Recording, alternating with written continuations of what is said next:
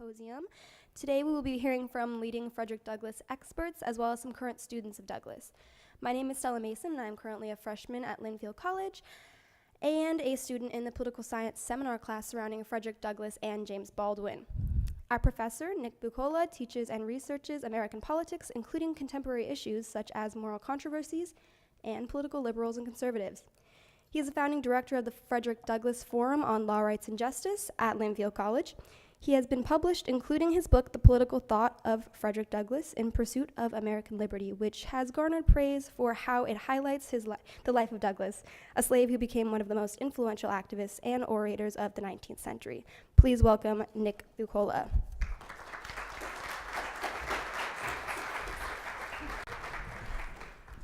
Thanks, Stella. I really appreciate that. Welcome all of you. This is a really exciting moment. The Douglass Forum has existed now for almost, I think, about 6 years. And so to have this event, Why Douglass Matters, the Frederick Douglass Forum on Law, Rights, and Justice, is it's really a special moment for me. That's why I tucked my shirt in and wore it. It's a big deal. My students are looking at me like, what's going on here? You usually look like you just rolled out of bed. There's a few thank yous I want to make before we start with our first lecture. The Douglass Forum, as I said, has been around for a few years, hosting events like this, debates, lectures, conferences, and that work over the years has been made possible in large part due to the generosity of Sheila Oster, who's sitting right down here. Sheila, with her husband Michael, a few years ago established the Elliot Alexander Fund for Political Science to honor the memory of their son Elliot, who was a student here and loved coming to events like this. And so Sheila has been awesome over the years. She's always, not only does she support us financially, but she's always here at the events, and even long events like this, she'll be here till the very end. I don't know, I shouldn't pressure you, but please join me in thanking Sheila for her generosity.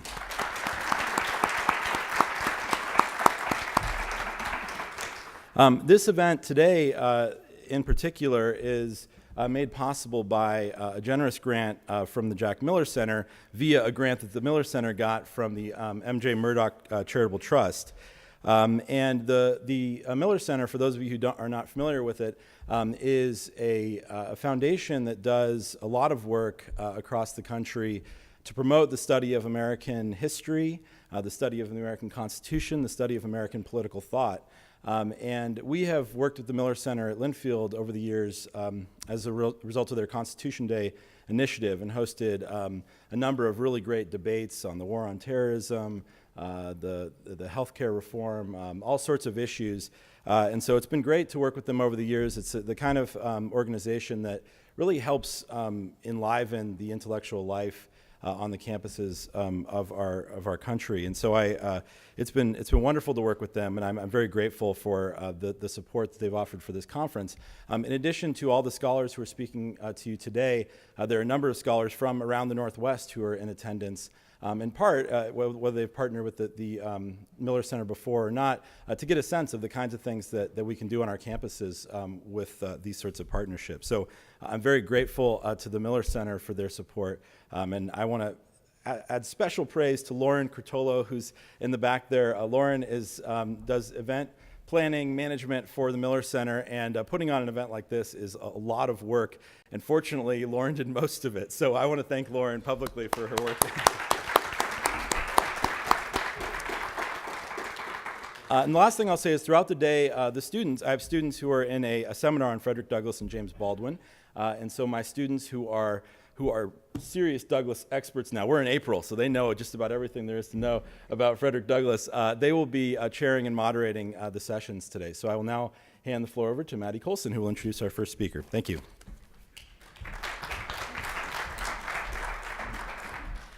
Hello, everybody. My name is Maddie Colson, and I have the honor of introducing our first speaker in the symposium today. I'm a political science major in the class of the 2019, and I'm joined by Aspen Brooks, who will be moderating the question and answer session after the lecture. Aspen is an international relations and Spanish major and also a member of the class of 2019. Our first lecture of the day will be presented by Professor Leigh Fought. Leigh Fought is Associate Professor of History at Moyne College. She has a PhD in American History from the University of Houston, and she is the author or editor of several books, including Southern Womanhood and Slavery and Frederick Douglass's Correspondence. Most recently, she authored Women in the World of Frederick Douglass, which will be the basis of her lecture today. Please join me in welcoming Professor Leigh Fought to Linfield.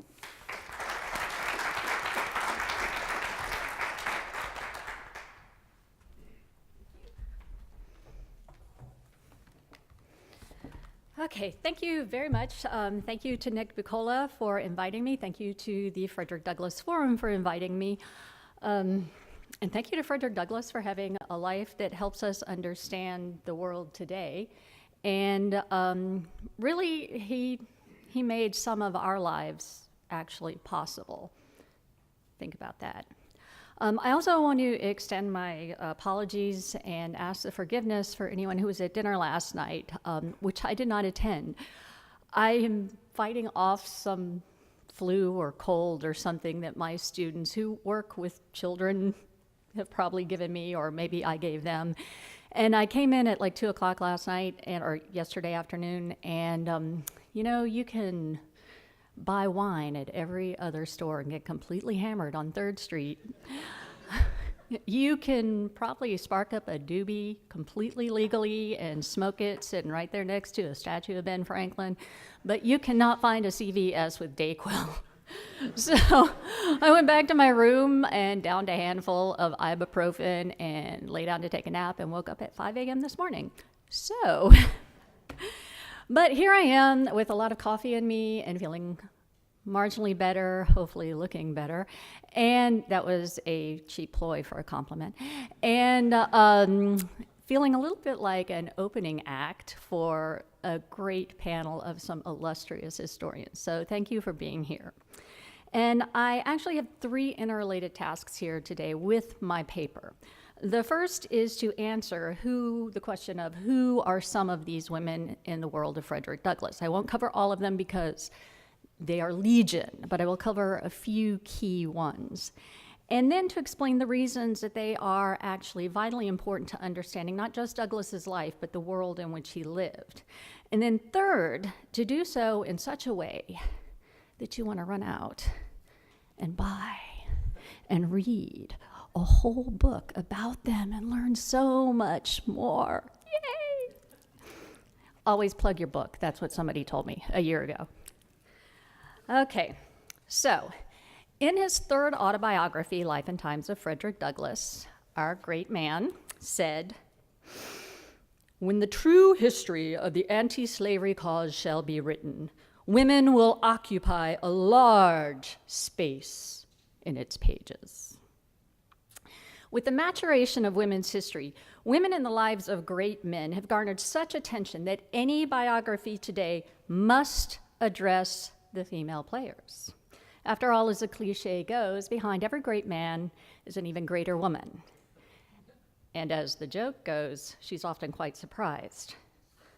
Pause for laughter.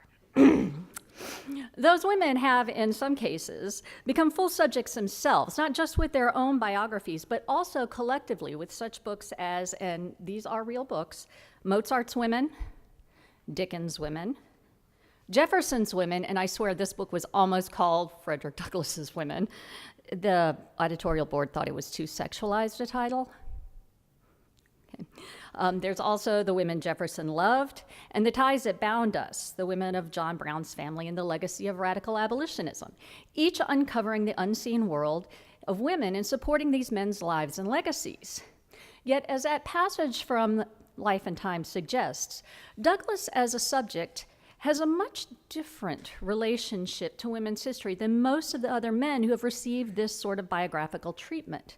He rose to prominence in a movement and in an organization that incorporated women as behind-the-scene laborers, promoted them as front-of-the-house speakers, included them as part of a human rights vision, and spawned a separate movement for women's rights, in which he is recognized as a player. Because women played significant roles in a common movement with him, they should occupy a large space in his history. But more than that, by excavating the women in Douglass's life from documents and rescuing them from cliché and ahistorical assumptions, historians can learn about the creative and personal ways that Douglass explored and challenged the limits on his race and of race in 19th century America. But first, however, and I will tell you here up front, just as a warning, this is not about women in the women's rights movement, or Frederick Douglass in the women's rights movement. That, in fact, is the least interesting story about Frederick Douglass and women. Now, women have to be excavated from his life and understood as actors with their own agency, separate from Frederick Douglass. For example, let's look at the three women occupying the traditional woman behind the man roles. His mother, Harriet Bailey, his first wife, Anna Murray, and his second wife, Helen Pitts. The first two present conundrums for biographers because they were such critical figures in Douglass's life, and yet each left little or nothing behind to understand her own experience. The third arrived far enough into his fame and fortune that no one questioned her appearance nor expressed much curiosity about her beyond the fact of her whiteness. Yet biographers abdicate their responsibility and miss a very fascinating element of Douglass's life if they do not try to understand these women as leading players in their own lives before placing them into his. And this can be difficult. Even Douglass struggled to comprehend his mother, for instance, offering only glimpses of her while recounting his childhood. He vacillated on his identity of his father over the course of all three autobiographies, and he mentions his brothers and sisters only in passing, but only to say that they were strangers to him because he had been separated from them so young. His essentially was the story of an orphan, which of course plays well into the mythology of the self-made man. But shifting the point of view to Harriet Bailey's alters the emphasis and the interpretation of the context of his childhood. The unknown father, the one that Frederick kind of maybe thought was his master, that's a defining feature of Harriet's life, which affected her interactions with her children and perhaps even her feelings for them. Consider that she gave birth to 7 children at regular intervals of maybe 1.5 to 2 years apart, which is a pretty consistent fertility. Consider that if Frederick were the child of the master, that maybe all of the other ones were the child of the master, because that kind of consistent fertility suggests a common father. It doesn't prove, but it just suggests. So consider, if the master were the father, consider the lack of consent in becoming pregnant 7 times. Consider, too, that his description of his childhood of being, roughly 2 years old and being taken from his mother, and then roughly 5 taken from his grandmother, and then at 5 sent to Baltimore, that from the point of view of Harriet, by the time Frederick, who is her 4th child, by the time that he's born, she knows that she's not going to have the keeping of her children by the time they're 2. Certainly by 5, she might not ever see them again. Consider that in that night visit, she has other children to visit as well, and usually she's going to be in some state of pregnancy. So considering, not knowing, because of course she left us only with a set of contingencies. She left us this hole in the record, and we can only guess kind of the outlines of this. Considering all of this imbues Frederick's life with that much more fragility and pathos and makes it that much more a product of chance. And this, of course, is the context for the way he cared about his family with Anna, including this extended kin, the fugitive slaves, the orphans, and all of the other people that they absorbed as part of their extended family. So the violence enacted on Harriet made her son as much a man rectifying the damage done to his family as it did an orphan building himself into a self-reliant race leader. As for Anna Douglass, the woman who he turned to in creating this new Black family, well, Rosetta Douglass Sprague, that is Anna and Frederick's daughter, admitted that Anna could not be known all at once. She had to be studied. She's been both much maligned and much valorized, but very seldom truly studied, except perhaps through, poets have done a really good job. Nadzi Kita has a lovely volume of poems about her, told from her point of view, in which you get this amazing view of Anna. But I digress. So by the time Anna met Frederick, she was well into adulthood at approximately age 26, roughly. She had a position as a housekeeper at which she earned her own wages, and she was setting aside items for a dowry, although her prospects for marriage were quite slim in a city in which black women like herself outnumbered all black men, slave or free. Marriage to Frederick, who was a slave, was a risk for herself, for any children she hoped she might have, and for her own future. Marriage to Anna, on the other hand, meant marriage to a woman who brought with her wages, money that was her own, and skills that would make a good wife and mother, not to mention free status for her children. So think of the first image that Douglass offered of the married couple, fresh from their vows in 1838 in New York City as they turned towards New Bedford. He writes, "I shouldered one part of our baggage, and Anna took up the other, and we set out forthwith." She and Frederick began their marriage together as partners. Okay, a working class couple. They started a family within a year, living in a free black community in the North where in New Bedford they could educate their children and hope for a better life than anything they would have ever found in Fells Point, Baltimore, Maryland. And while they probably did not wake up every morning and think we're going out there to fight the man with our family, they just probably woke up and said, how are we getting through today? But simply living this life was a refutation of all the racist ideas of African Americans being incapable of forming enduring family ties. Their family together stood in opposition to the violence done to their own families of origin, both of them divided by slavery, even when, like the Murrays, some of them were free. This became more important to project as Frederick's fame grew, and even well-meaning white abolitionists expressed overly intrusive curiosity about their daily lives, like, ooh, a black family? A black middle-class family? Ooh, let's go see. Like, yeah, mind your own business. And Anna actually became the protector of this privacy, as their daughter, Aunt Rosetta, their neighbor in Rochester, Jane Marsh Parker, and their granddaughter, Frederica Sprague Perry, described Anna as protective of this privacy, both Douglass's individual and the families in general. According to Parker, Anna acted as a wholesome check on her husband's proneness to be imposed upon, including nosy little neighbor girls. According to, so by developing her biography, Anna's role in Douglass's life becomes more nuanced, especially as they together engaged in this politics of respectability and demanded the same privileges as white families. Okay. And likewise, many of the features of her life considered unfeminist by later generations probably held different meanings for Anna.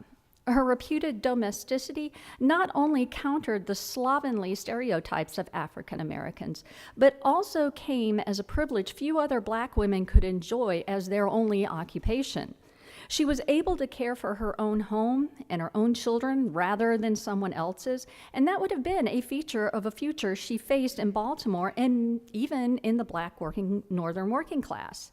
So Frederick's ability to provide her with that privilege spoke to his success as a man. Now, whereas their marriage and their family was characterized by kind of a defense of this privacy, his second marriage was characterized by publicity, where Anna and Frederick had taken pains to ward off prying eyes. Helen Pitts and Frederick Douglass, in his words, set the world ablaze with indignation when they married, and they were very happy to do so. Now, Helen Pitts, very few people know much about her, but she had grown up in a family of abolitionists who founded a church in Honeoye, New York. And Honeoye is this like a crossroads south of Rochester, way south of Rochester in New York. And that their church had invited William Goodell to be their preacher, and William Goodell had absolutely no qualifications to be a minister, but he was an abolitionist. So they were serious come-outers. Now, during the Civil War, and this was like one of the most exciting finds I had about her, during the Civil War, she was one of the first teachers to go down to Norfolk, Virginia, and teach with the American Missionary Association. Okay. Now, she had shown her commitment to the same causes of Frederick by the time she got to Washington, D.C., and got a job working basically through patronage. Her uncle, Hiram Pitts, was Douglass's neighbor in Anacostia, working as one of his clerks. That would be a Xerox machine, a copier machine, in Frederick Douglass's Recorder of Deeds office. Okay. So when they got married, they just presented their marriage to the world as a fait accompli.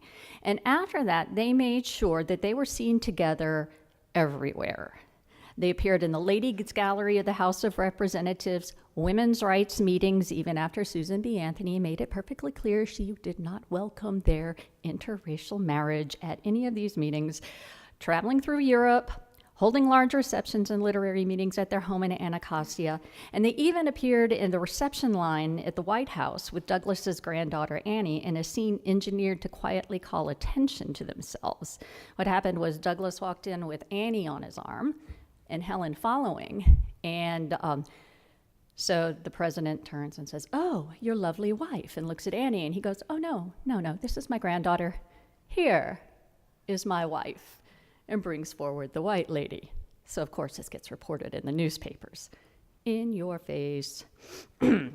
So this public display of their affection in the 1880s and 1890s served to puncture American hypocrisy about race. Frederick had never hidden the probability that his father was white. Therefore, when people objected to him marrying outside his race, he retorted that he would have done the same thing had he married a black woman. Moreover, as our friends Ida B. Wells pointed out, the coupling of black men and white women was not at all uncommon. It was just clandestine, illegal, and portrayed as rape. This second Douglass marriage was open, registered in the course, and based in mutual affection. Helen also had the final public role to play as Frederick's widow. After his death, she placed their home, Cedar Hill, on the front lines of the historic preservation movement by planning to turn it into a museum analogous to Mount Vernon, Mount Vernon being the only example she had to follow. While Mount Vernon told the story of the birth of American freedom through the life of George Washington, she envisioned Cedar Hill as telling the story of the fulfillment of American freedom through the life of Frederick Douglass, using it as a cultural bulwark against the rise of Jim Crow all around them. Collaborating with the leading African Americans, including the major club women of Washington, D.C., she founded the Frederick Douglass Memorial and Historic Association, and after her death, she willed Cedar Hill, its grounds, its contents, including Douglass's papers and books, to the association, which was then headed by Mary Church Terrell. The house is now the National Park, and the papers are all in the Library of Congress. This is the reason we can study Frederick Douglass the way we do today. Okay. Now, through both of his marriages, Douglass told the world that black men were not beasts, as they were portrayed, but feeling men capable of love.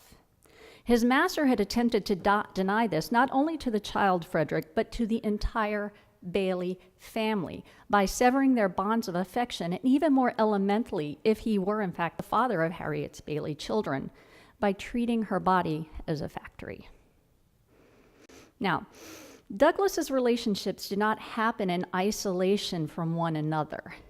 Instead, they operated as kind of an interlocking pieces within rules of racial etiquette. As a result, the various configurations of race and gender along this public and private spectrum developed into a far more nuanced drama than the mere addition of women to a man's story. Take, for example, the Julia Griffiths episode of the 1850s. Okay, and this story, when I first researched it, this is kind of where it all fell into place for me.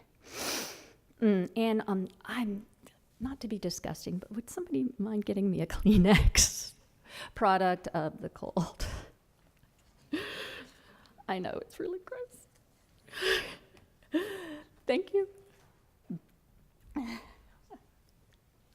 I should have, like, you know, like the ladies in the old days did, a handkerchief.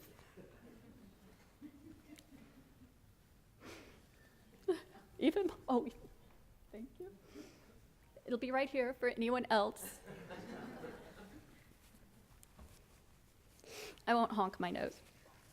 Okay. Though, wouldn't that be exciting? Okay, for the sound guy especially. Okay, anyway, take, for example, the Julia Griffiths episode of the 1850s. Known mostly as the epicenter of a scandal stoked by William Lloyd Garrison, who suggested that Douglass and Griffiths had an illicit liaison. The way he put it was Douglass was slumbering in the lap of a prejudiced sectarian Delilah. Yeah, I was so innocent, I didn't realize what that was. I just knew that it had kind of sexual connotations. And, oh no, that was about as close to saying they were getting it on as a man in the 19th century could get. Griffiths, in fact, had become the focus of Garrisonian ire because of her proficiency as Douglass's business manager. Her experience in the publishing world in England, her transatlantic abolitionist ties, her ability to raise bank, and her ability to mobilize a constituency of political abolitionist women in Western New York all gave the sort of financial and institutional support to Douglass's paper that the American Anti-Slavery Society had given to Garrison's Liberator. In retelling this episode to emphasize Griffiths' role as an effective businesswoman and organizer, the importance then shifts from sensationalism or differences in ideologies to the threat that Douglass was posing to the Garrison's hard line through his success in partnership with Griffiths, and from there to the wider changes in the anti-slavery landscape following the Fugitive Slave Act. But by attacking their business partnership through the lowest blows you can, a sex scandal, Garrison hoped to discredit both and remove them as competitors, and then tarnish their allies, their entire anti-slavery strategy, by association. Sleazy. All this stuff is like really way more exciting than, my students usually think it is. Okay. So the significance in this chapter in Douglass's life, though, goes beyond just retelling it with Griffiths as a vital player. Douglass, and Griffiths for that matter, was no stranger to such tactics as Garrison's. Others had used innuendo to stoke anxieties about female sexuality, black male sexuality, and racial amalgamation in order to discredit Douglass as an individual and the abolitionist cause in general.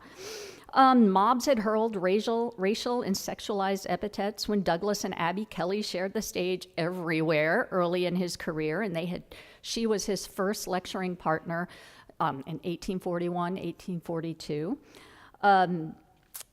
The South Carolinian Reverend Thomas Smythe tried to shut down Douglass's Send Back the Money campaign in Scotland by spreading rumors that Douglass had patronized a brothel in Manchester, presumably staffed by white prostitutes. A New York scandal sheet printed a lascivious story about Douglass sitting cheek by jowl with white women in the ladies' gallery in the Albany State House when he visited the Mott sisters, and attacked a white woman for the depravity of taste in allowing Douglass to stay in a room adjoining hers on a Hudson River boat. A suggestive woodcut of Griffiths and her sister Eliza made the rounds in Boston just after the two arrived in the United States, and a group of ruffians attacked them as they strolled down Broadway, the police standing by as if nothing happened. Imagine that. In other words, Douglass and Griffiths and the other white women were all well aware of the sensations they caused by being in one another's company in public, yet they continued to do so precisely because of that sensation. they subverted the popular stereotypical configurations of white women and black men by comporting themselves as respectable and equal ladies and gentlemen, not mistress and servant, not prostitute and John, not victim and rapist. So this friendship between Douglass and Griffiths, as well as other white women, was not only a mutually beneficial business, intellectual, and social interaction, but also a demonstration with political significance. Amy Post, the leading Rochester abolitionist who engineered Douglass's move to that city, described it as such, commending the Griffith sisters as setting us a glorious example on this department of our anti-slavery work. This demonstration, however, ran at cross purposes with the one involving Frederick's family with Anna. Anna Douglass's carefully worded response to Garrison's insinuations. It is not true that the presence of a certain person in the office of Frederick Douglass causes unhappiness in his family, as well as some very gossipy letters between Rochester and Boston, some emanating from Susan B. Anthony, suggest that a certain person in his home would have been another matter. And Griffiths did, in fact, live in the Douglasses' home in 2 extended periods of time before and after 1853. Now, if Rosetta Douglas Sprague's description of her father as mother's honored guest already held true, then an undercurrent to this story may also have been a domestic power struggle.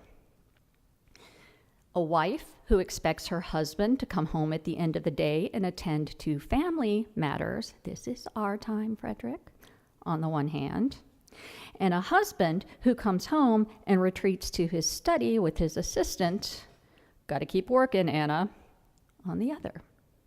The fact that the assistant was white and a female, giving Douglas's enemies ammunition to slander not just him but his whole family, dragging them into public, only made matters worse.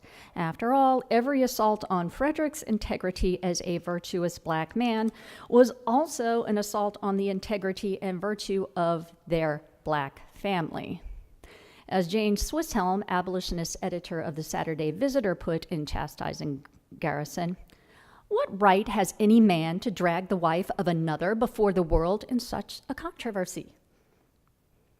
So in this episode, we have the convergence of several elements in which women play important roles not only as actors, but in understanding Frederick Douglass and the dynamics of his integrationist politics. Julia Griffiths and Anna Douglass each had an agenda in their partnership with Douglass. One, to ensure the survival of his paper and thus his abolitionist career and thus him as this self-reliant black man, and the other as his wife and mother of his children and thus protecting this black family. Their relationship to him also have a significance within the racial and sexual politics of the area as well. For him to pursue both in that incendiary climate, however, ended up asking far more of Anna than of any other player, and perhaps brought us to the limits of his gender egalitarianism when he asserted his head as head of the household. And Anna, of course, had few acceptable options but to concede. But then we can also reach back further. Okay, we can understand that Anna was still a partner to Frederick. His marriage and family with her came after a childhood created by violence done to Harriet Bailey, a story that he told in greater detail for his second autobiography, My Bondage and My Freedom, during this same period of time. His later marriage to Helen then inverted the circumstances of his own birth, emerging from a loving interracial union rather than dehumanizing exploitation, and allowed him to directly confront the hypocrisies surrounding the anxiety over racial mixing. So, what I hope I've done here is to give you kind of a fresh view of Douglass through these dynamics, not just of these women, but of the dynamics among these women within Douglass's life.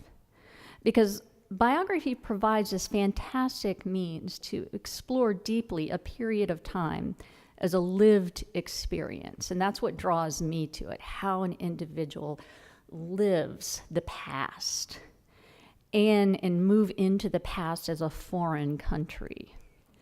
But quite often with biography, the subject kind of blots everything else out.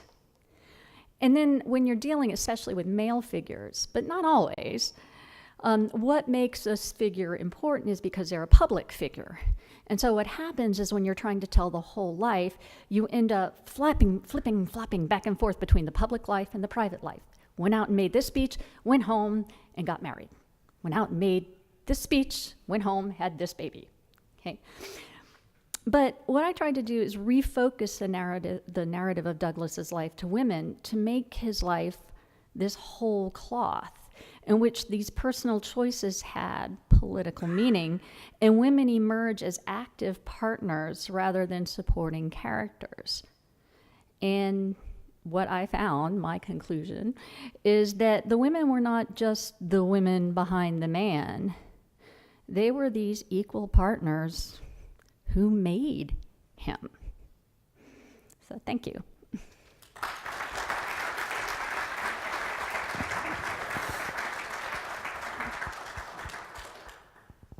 Hi everyone, I'm Aspen Brooks and I will moderate the question and answer session. Please raise your hand if you have a question and we'll bring a microphone around to you.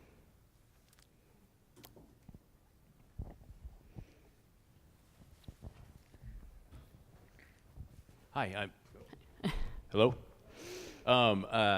Could you elaborate on the criticism of Anna? Because I'm not sure I'm understanding. It doesn't seem fair. No, it doesn't.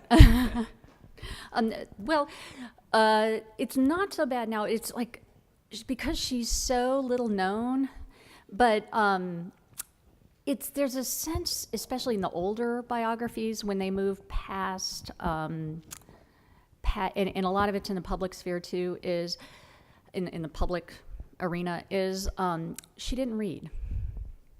Okay, and she seemed to have like no interest in learning how to read. Which is a whole complicated story unto itself to consider. And so she's somehow not good enough for Douglass. But you also hear it early on when he's traveling in England. And so there's these whisperings well, it's not so whispering, it's in letters that come down to us through there. They're saying, who is the really bitchy one? Excuse me. Richard Webb, the Irish Quaker abolitionist, when he and Maria Weston Chapman start chatting with one another, oh my God, just like, if you don't have anything nice to say, go sit next to them. Because, and he says, he wonders, because, everyone's drawn to his charisma, especially women. And so he says, I wonder, when he goes back home to his wife, how's he going to feel after all these elegant women have been fawning over him? And so there's already kind of this judgment that she's not quite good enough for Douglass, because everyone who describes her says she's dark. She's not as educated as him. She's not as refined as him. And then, of course, you get into the letters of Adelia Asing, and so she's just not good enough, which is not fair.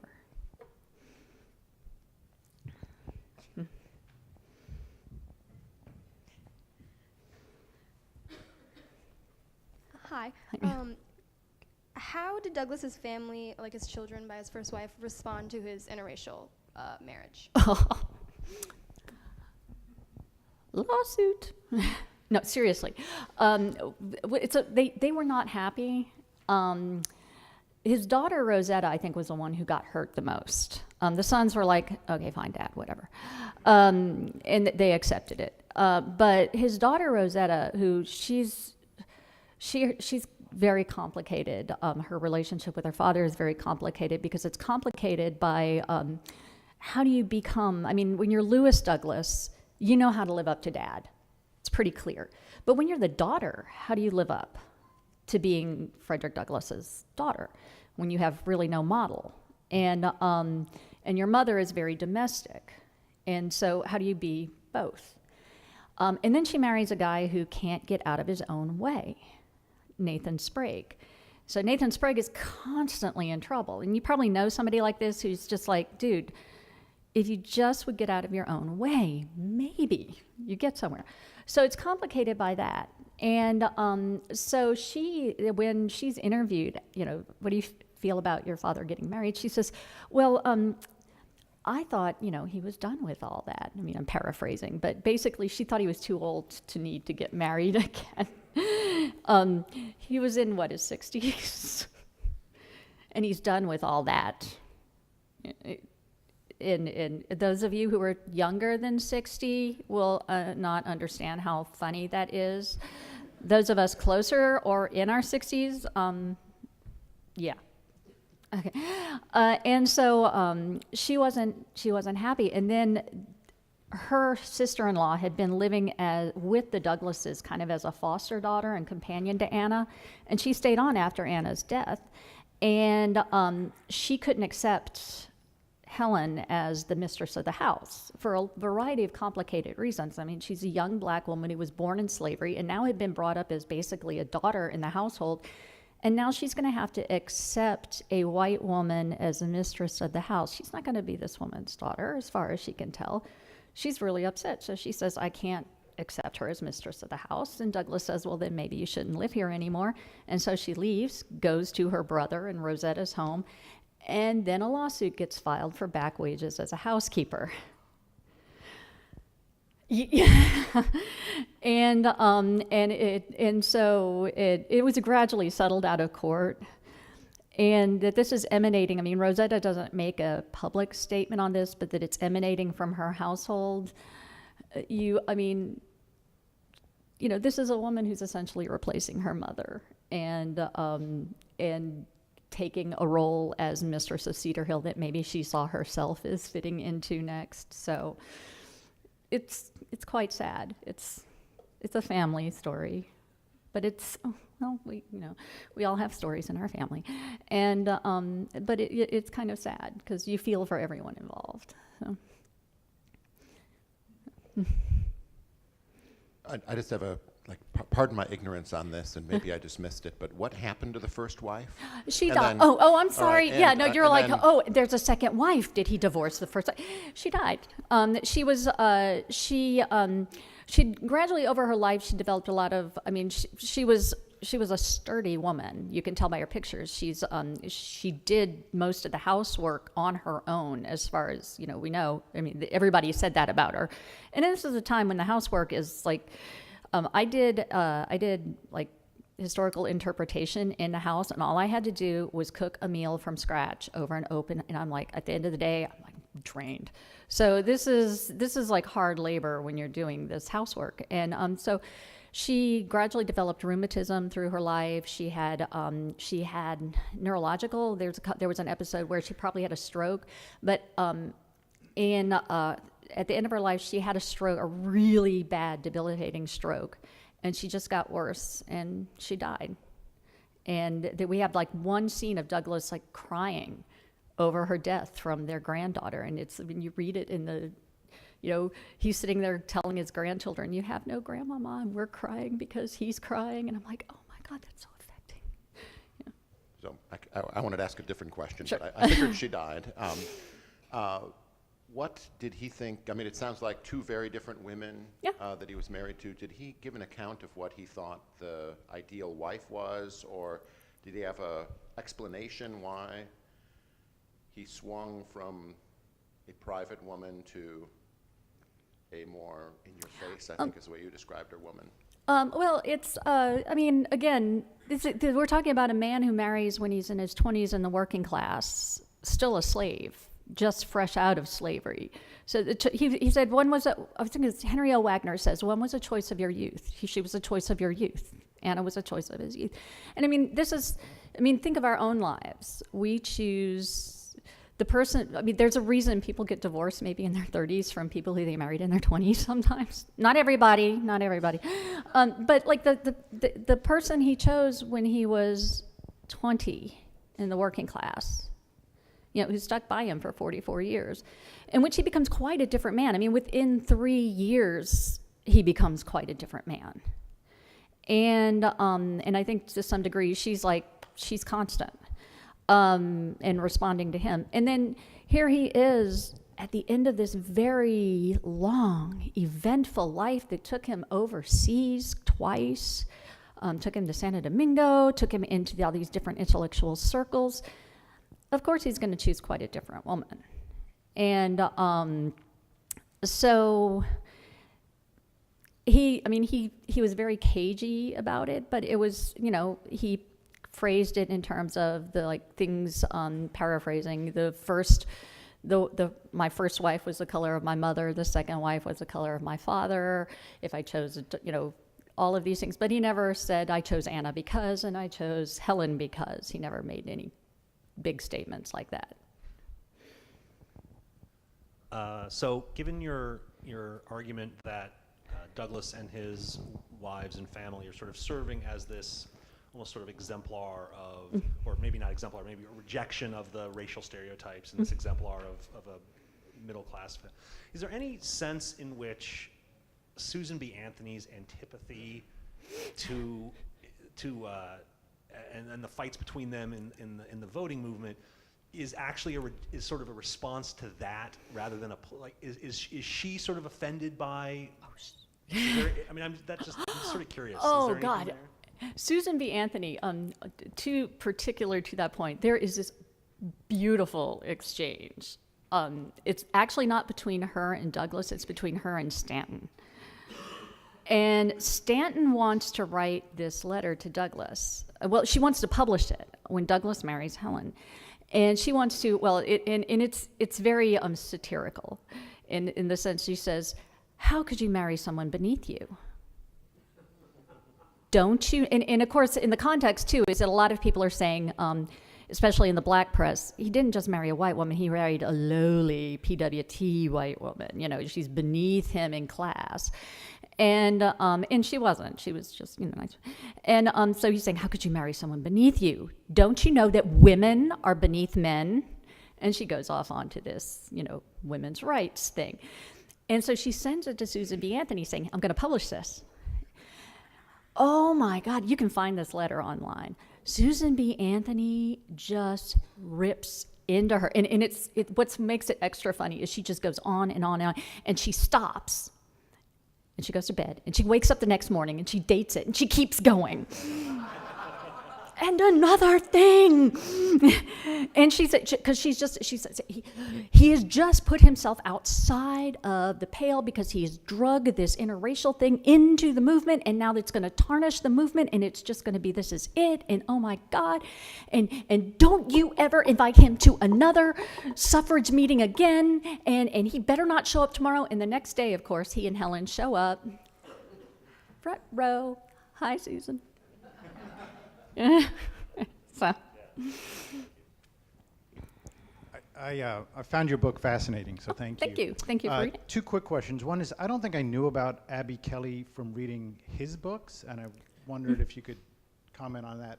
And then secondly, the story of Stanton sort of sitting him down, saying this is why women are equal, and sort of changing his views there. I wondered what you thought of that. Okay. Well, he with Abby Kelly, yeah, she's there in Life and Times.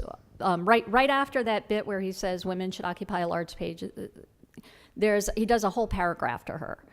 So I used that as a clue and went back, and it's like when he's hired by the Massachusetts Anti-Slavery Society, the two of them are traveling together through Rhode Island and then Massachusetts, and then across New York. When he makes his first tour across New York, he's going with her. And so he's, in the newspapers, they're both on stage together, and she takes him to task. She says, you're talking about slaves as if they're all men. What about the women? I'm like, wow, okay. But they're both there, and I just imagine wow, that must have been amazing here he is fresh. And I thought that probably had an effect on him. And then the event with Stanton, and they both corroborate it from different angles. And of course, they're both telling this story in the 1880s. And there's a lot of politics going on there, but because they're both telling the same story, I figure something like this happened.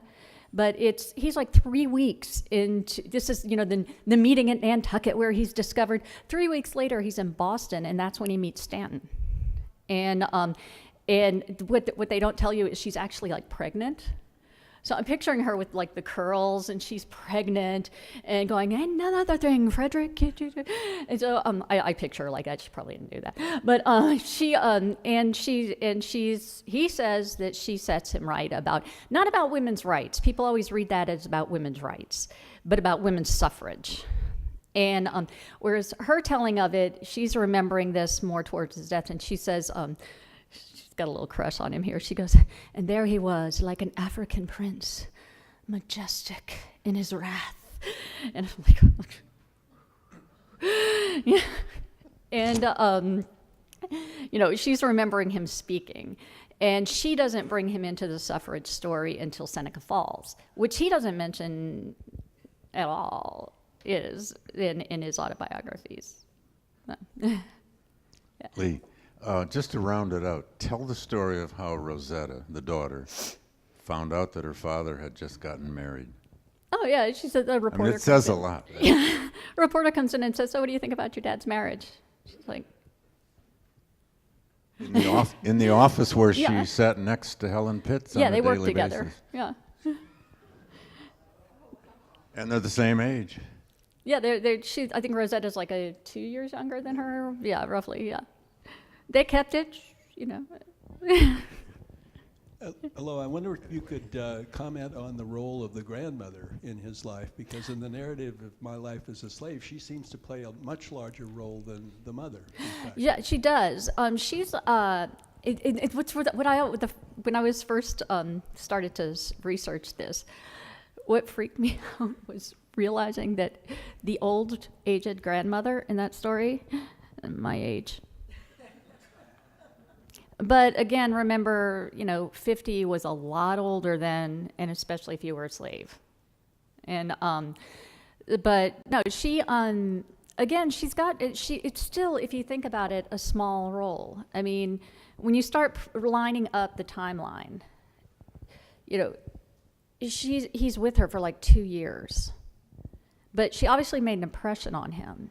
And, when I started following Dixon Preston's research and he's following her to kind of pin the story and the narrative in the documents. And I'm trying to see what's the rest of the story around the narrative. And, she's a matriarch of this large family. She's giving birth, even after Frederick Douglass is born, she's giving birth to his uncles, which is kind of very typical country. My grandfather had uncles that were younger than him because they came from a very rural family. And but she's out there, she's kind of protecting all of these children as she's raising them.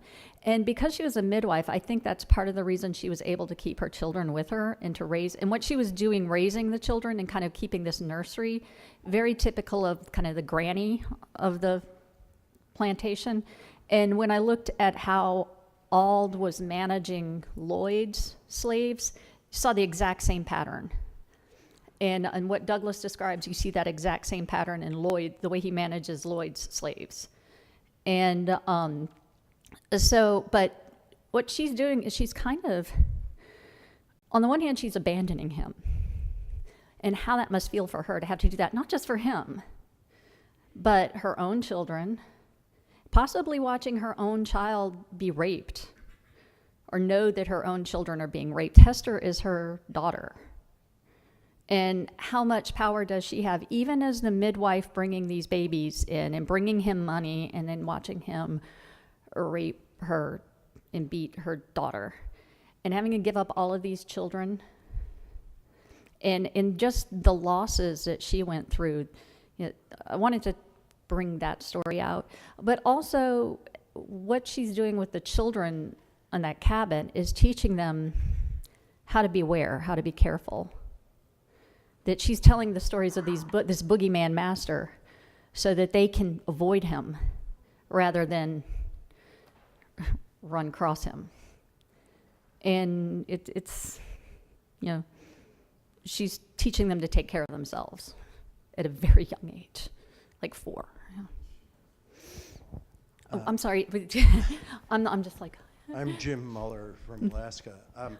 Growing up in the Washington, D.C. area, when I was under 10, our Cub Scout troop wasn't allowed to go to that site on the Lincoln Trail that you mentioned, Cedar Hall, because it was a much too dangerous neighborhood. Yeah. It was considered to be.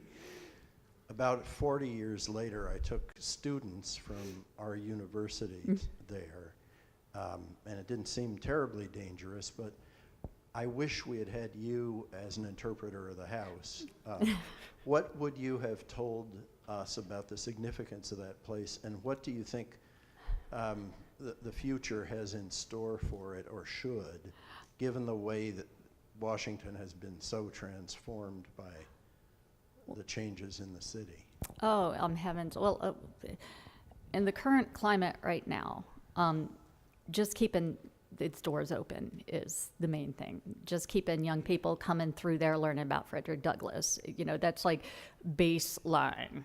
And when I taught at Montgomery College outside in Tacoma Park, I had students, I'd send them over there, for projects. And it was, they're given just a straight up story, probably the one that Helen would have liked them to tell, of this is Frederick Douglass, this is Frederick Douglass's life.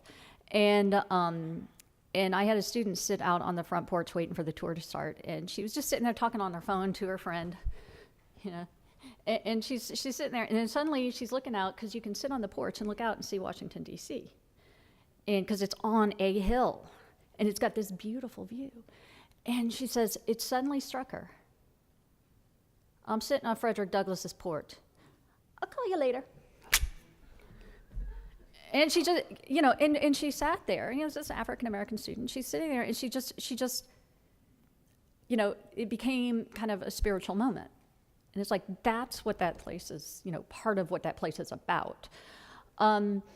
When I was just there in February for the birthday celebration, and my talk was about the women who inhabited that place. And the women who came to that talk and are talking to me is like, this is a house. It's a domestic space. That's the women's space.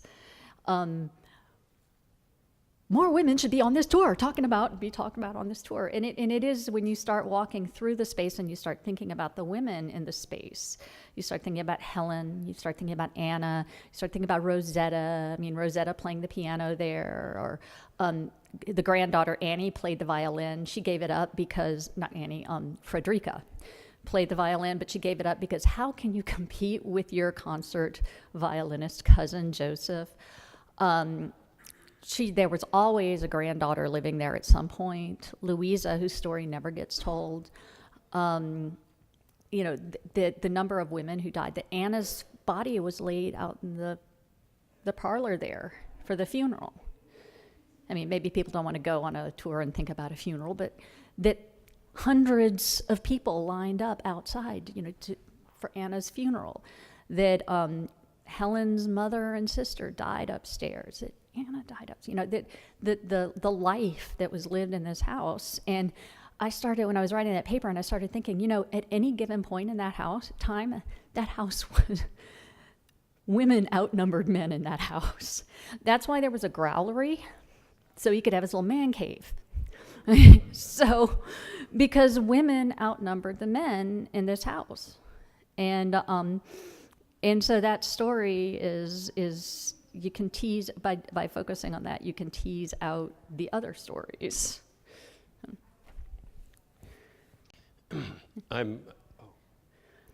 There seems to be 2 microphones.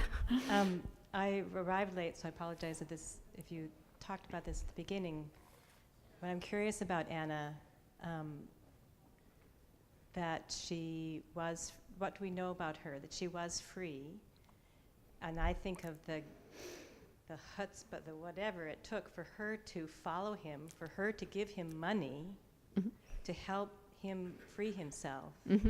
So she may not have been interested in reading or writing, but there's something else going on that she would support that. No, I think about those days that he went up there first, and then she had to wait for him, because the way he puts it, I called her to come to me. But I'm curious how Yeah. do you know how she got her freedom, or was she born free? She was or- born free. She was the first of her parents' children to be born free, according to their daughter. A lot of what we know about her is from their daughter, and you can find this online too if you're interested. My Mother, as I recall her, which is Rosetta's memoir of their mother. And I use that kind of also understanding that there are certain things you have to kind of read through, that I use that as kind of the place to start looking for Anna in the documents. And also clues to her personality, because this is her daughter giving us clues to her personality. And then when you read the letters, you get her personality comes through. She was a woman who didn't want other people. She kept her privacy. Like, she would probably come up here when I die. God, I hope there is not another side, because she's going to be waiting there for me, and she's just going to knock me out, because she did not want people talking about her. It was pretty clear. And she doesn't want to be known. And she did have a couple of people she always kept near her, but she kept her secrets. And she had to, every now and then you get a hint that the attraction between the two might have had something to do with she had a way with words. Like, she knew a pun. And he even, when he writes this one very indiscreet letter in which he says the powers she's complaining about her aches and pains, but one facility she still seems to have the use of, and that's her tongue. It's like, so this is a woman who can use language. Obviously, this is something he's attracted to. And even her daughter says sometimes the way she put things would make the listener smile. But she's obviously got a turn of phrase that maybe her sophisticated daughter talking to a sophisticated audience would think was maybe a little country. But this would be something Frederick would know, and would be something that he could get. I'm Forrest Neighbors from Alaska.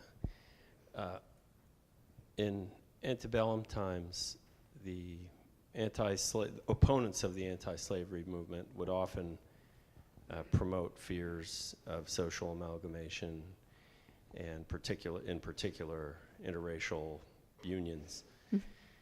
And the anti-slavery response typically was that people will keep to their own. And you see that in the Lincoln-Douglas debates. Lincoln says, after Douglass promotes this dystopian view. Oh my God. Lincoln says that it won't happen, and but we can't, because Douglass's friends seem to engage in these unions more. We'll agree to make some laws to prevent his friends from interracial unions. And I'm also thinking of Robert Brown Elliott's civil rights, his keynote address in 1874, when he also says, don't worry, and he's in the first class of black Americans who are in the Congress. He says, don't worry, this won't happen. So I'm wondering about the second marriage and how revolutionary that was, and if there were other prominent examples. And if this was an unexpected turn that because people had been told, don't worry, everyone will just keep to their own.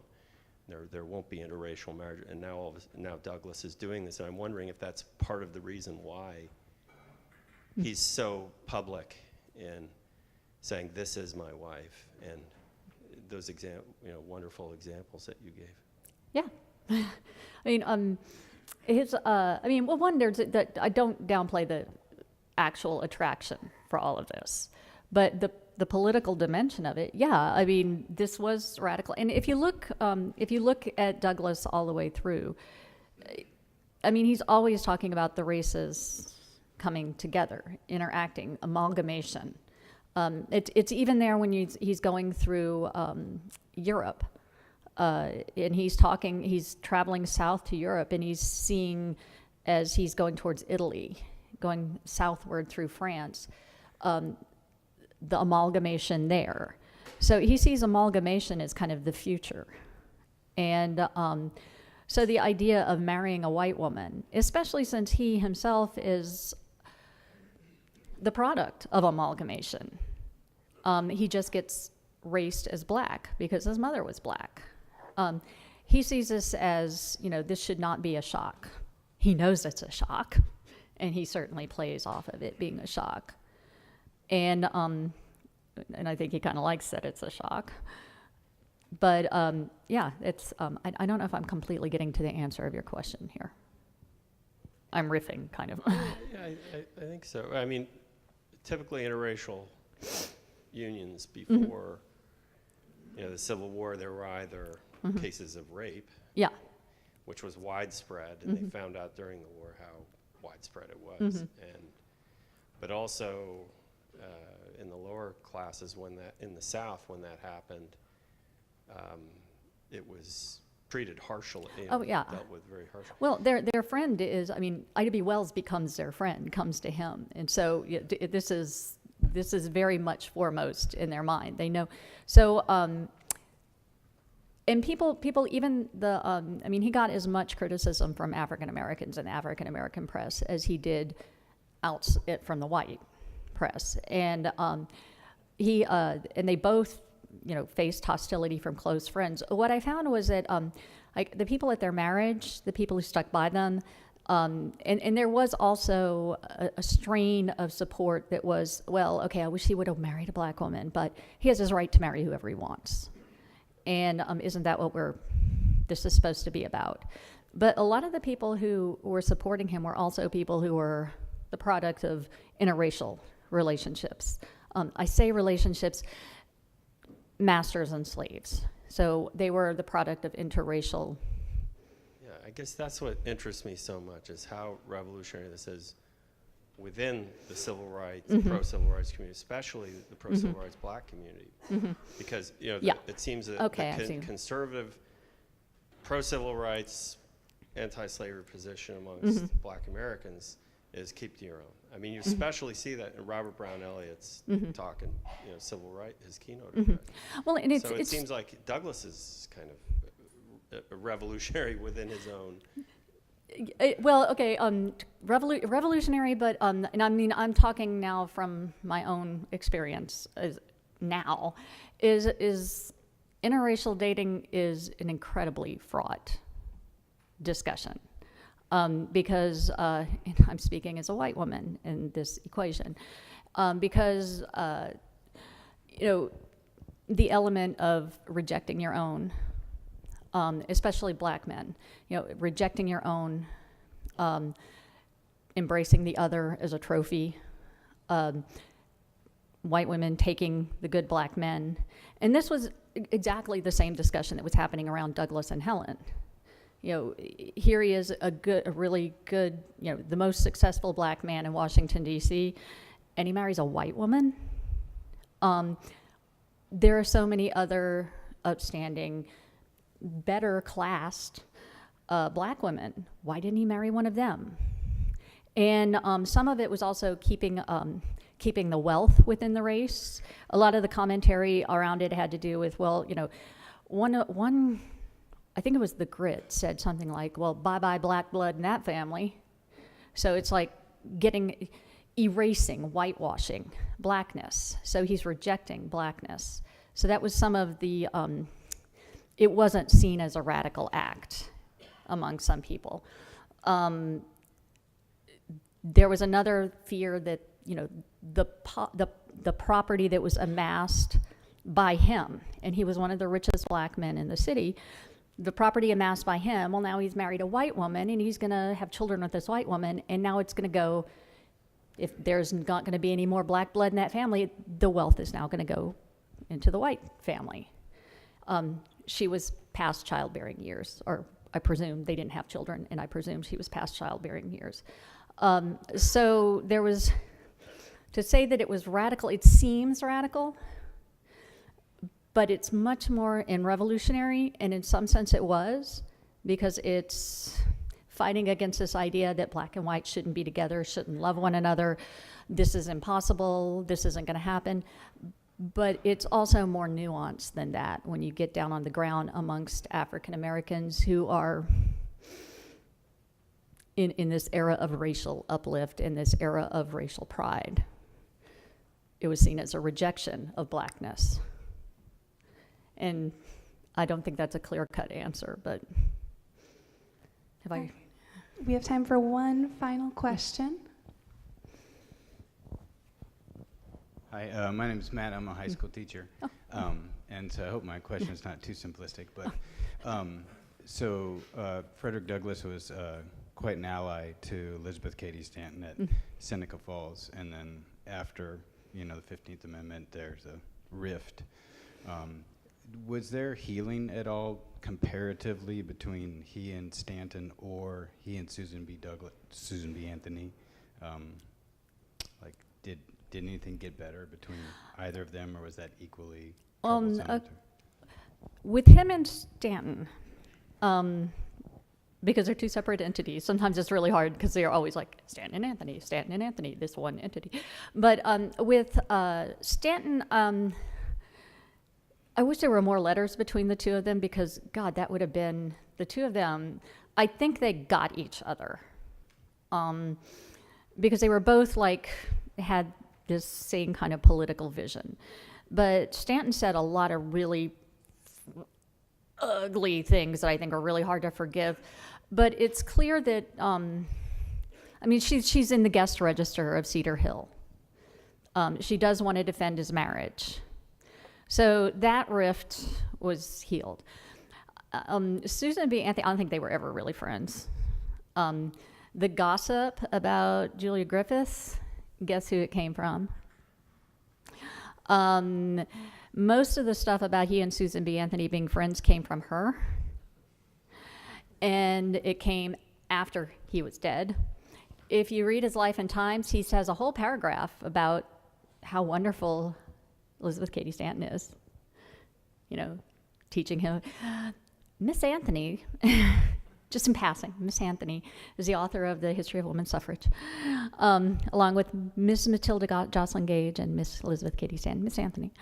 I saw a play earlier this year in Rochester that's just about this loving, warm, deep friendship between the two, and I'm just sitting there going. Incidentally, it also has Anna playing the violin, and he and Douglas and Anna playing a duet, and I'm like, no. But dramatic license. So, and it's Rochester, so they've got to play up to two, hometown heroes. But I think with Anthony, they were, political allies. Frenemies, but they were political allies because they both had a common goal. So please join me in thanking once again Professor Fought for her presentation. Thank you.